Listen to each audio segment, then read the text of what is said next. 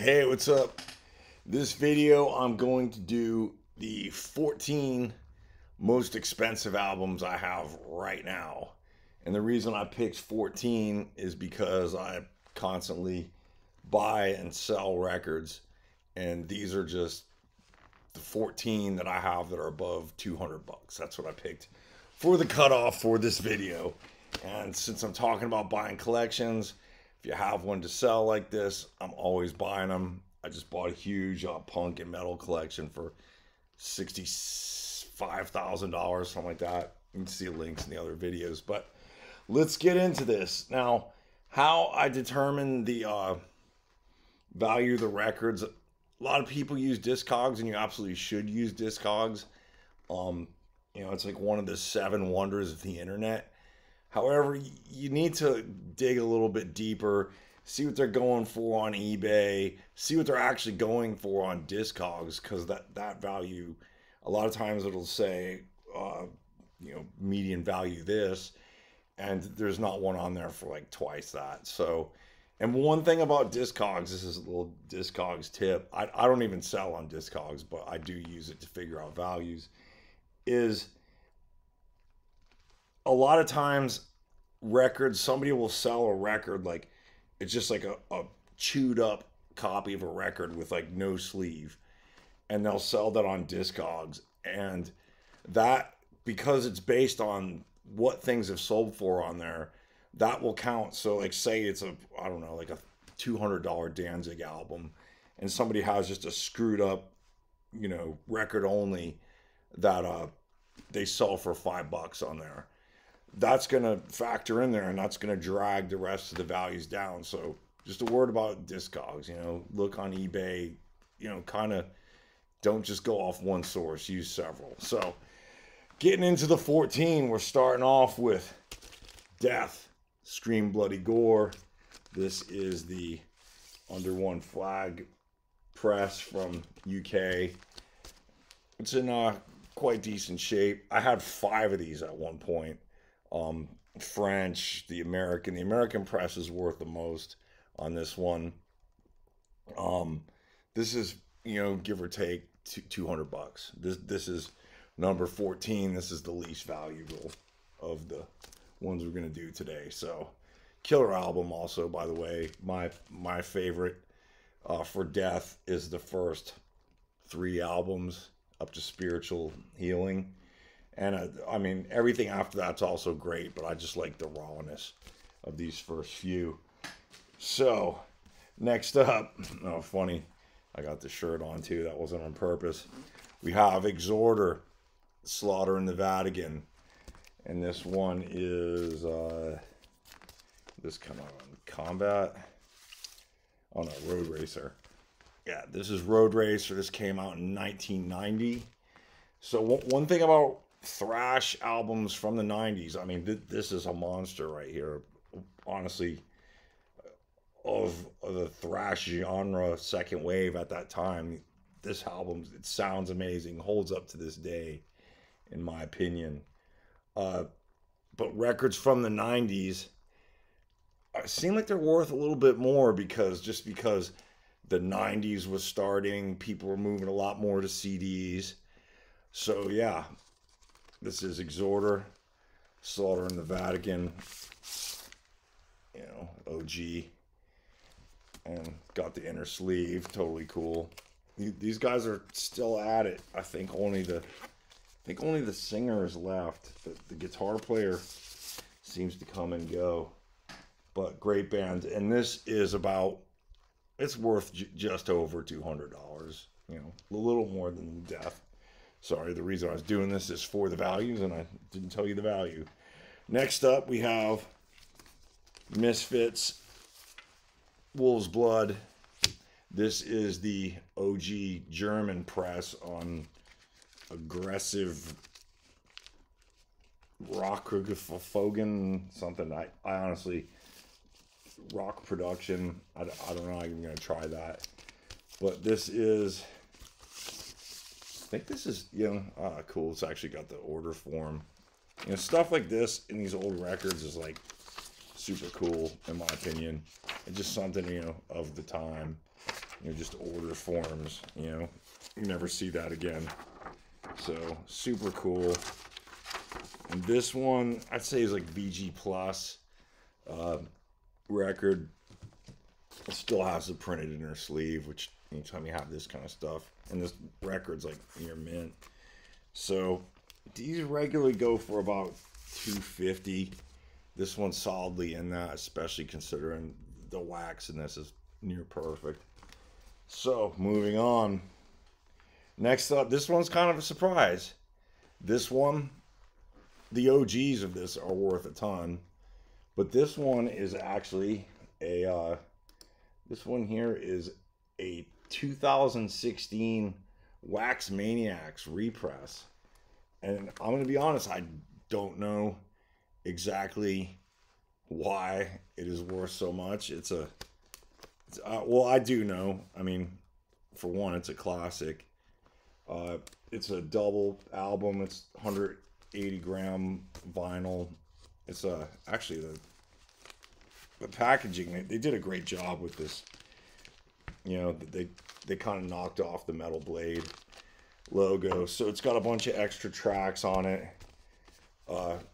some different artwork on the back, and just a cool gatefold. That's you know. But I guess the deal with this is it was just extremely small quantity. So as you can see, a lot of extra tracks on the other side of the record. So super expensive. This one's about $250. Like I said, for a repress from 2016, you wouldn't think that would be the case, but I mean, I didn't believe it myself. It took me quite a bit of research to get to that one. So next up, we have this may be my personal favorite metal album of all time, and that is Carnivore Retaliation, 1987. This one came out on Road Racer. This, of course, was Peter Steele. I mean, I love this inner sleeve. You know, it's just simple. You know, just them eating pizza and drinking Jack Daniels, which is the title of the first track of the album, Jack Daniels and Pizza. Awesome album. All of the original Carnivore stuff has increased dramatically in value, especially after Pete died, you know, which has been a while now. But great fucking album. And this album could, obviously, with the way that things are today, everything's so PC and stuff, this could never come out today. Like, Pete was pretty right wing. Sorry. So yeah, I mean, and this album too, it's in the fucking original shrink. This one is 200-ish.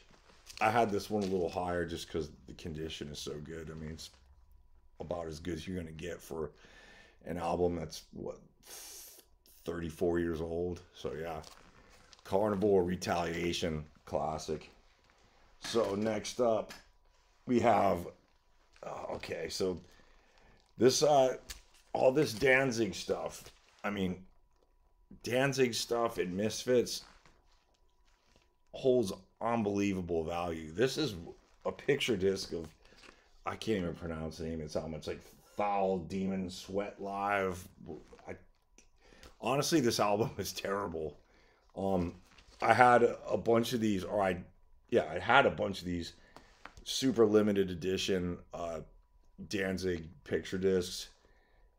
They seem to go for a lot. People definitely buy them. And this one is, you know, $250-ish. And this is just an EP. And this is from him, is like techno, whatever you want to call it, period. Not my thing, but people do like it. It is Danzig. All right. So next up, another Danzig made this list, you know, quite a few times. So next up we have Samhain, November Coming Fire. This is original press, Plan 9, which was Glenn Danzig's record label. It's pretty awesome condition. This is like 250-ish, maybe higher. Yeah, it goes between like 250, 300, something like that. You know, this is a great condition.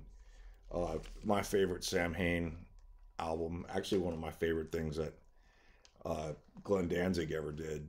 Check it out if you haven't. Some death rock. All right, next up, this one's kind of a surprise. Had to look this up several times myself to make sure that this was correct, and this is Queens of the Stone Age, and this isn't even OG. This is 2010 pressing. I think the original is early 2000s, maybe late 90s. I'll be honest, I'm not a huge Queens of the Stone Age fan. I mean, I don't dislike them. They are what they are. But I mean, this is the 2010 on Rekords press. I mean, it's a great package. It's 280 gram albums. You know, it's pretty close to $300, and I've heard this about this album, you know, many times. But yeah, I mean, there you go, Queens of Stone Age, repress, 2010.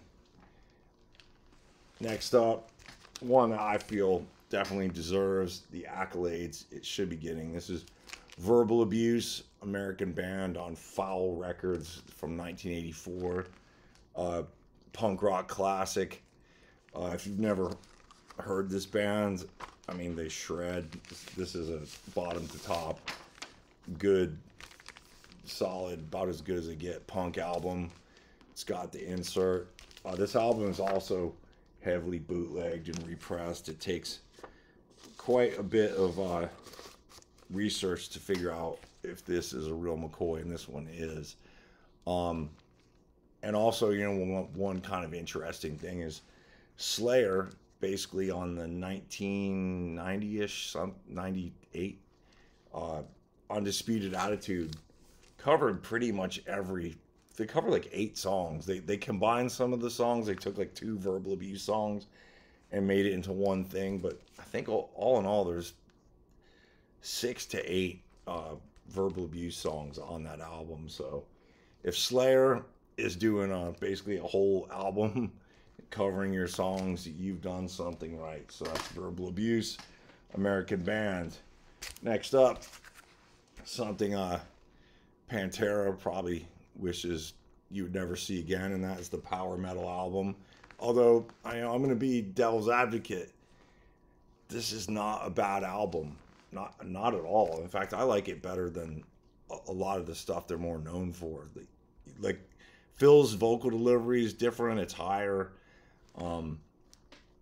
It's more almost like Rob Halford, and it's more traditional heavy metal, power metal. I guess it's a name, but it's pretty decent. I mean, they look corny, but I mean, you know, cool thing with this, it's got the fan club.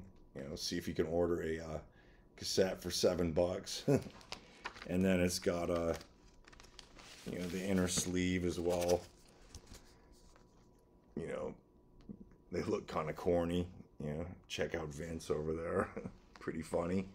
But they said these albums will never be repressed or reissued officially, so that makes these super valuable. Like, these are super hard to find. They really never were easy to find. And this one is about $400 for Pantera Power Metal on and that originally came out on Metal Magic Records, which I believe was, you know, their own record label. Now here's an interesting one. I had to actually put this in here. I have this album is actually worth a little bit less than the Pantera. However, it's something about one of the ones I have is pretty special. So we have Lifestyles of the Rich Kids on LSD. And this is a Rock and Roll Nightmare. So what makes this, you know, where you get the big money for this is if it has the comic book. So this is like solidly a, you know, $300 album. Good band too. Like it's they're better players than your average, you know, punk, you know, 3-chord punk rock band. They actually do some pretty complex shit. But, you know, aside from both these having the comic book in them, this one here, and I don't usually put, you know, autograph stuff, but this is fully autographed by the band. And like I said, autograph stuff, I kind of like to, cause it's so subjective, I don't like to include it in these videos, but I will on this one. And the only reason I am for Rock and Roll Nightmare from Rich Kids on LSD is because pretty much every member of this band is dead. So this is from 1987 on Alchemy Records. So, and again, autographed. I think only like 1 or 2 members of this band is still alive. And it's a good album. Rock and Roll Nightmare, Rich Kids on LSD. So now we're getting down to the top 3. So this is, again, this one's usually lower, but this one's an exceptional copy. We have Danzig IV, and what's different about this copy is this is original, it's confirmed, and it's sealed. So we have, you know, good album. You know, the only kind of little thing that's a little bit of a bummer, it's got this little promo cut. This is from Danzig himself. Quite a bit of this stuff in this collection, long story, but is actually was owned at one time by Glenn Danzig. So this is Danzig IV. You know, normally these go for about $300. This being sealed, I'd say it's worth at least $5, you know, maybe more. But I just call that one $5. Now this one surprised me,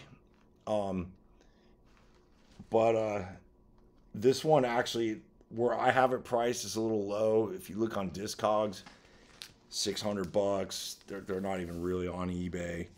And this is Descendents, Cool to Be You. And this record itself isn't worth that much, but they have the blue one, which is the first press. I think there's like 50 of these or something. Is super valuable. So this is easy $500-600. Descendents, honestly, haven't listened to them. I mean, I know what they are, kind of like pop punk. 2004, Fat Rekords, Fat Mike from No Effects label. So this is number 2, and this is, you know, $500 easy. And number 1, this one's a surprise as well.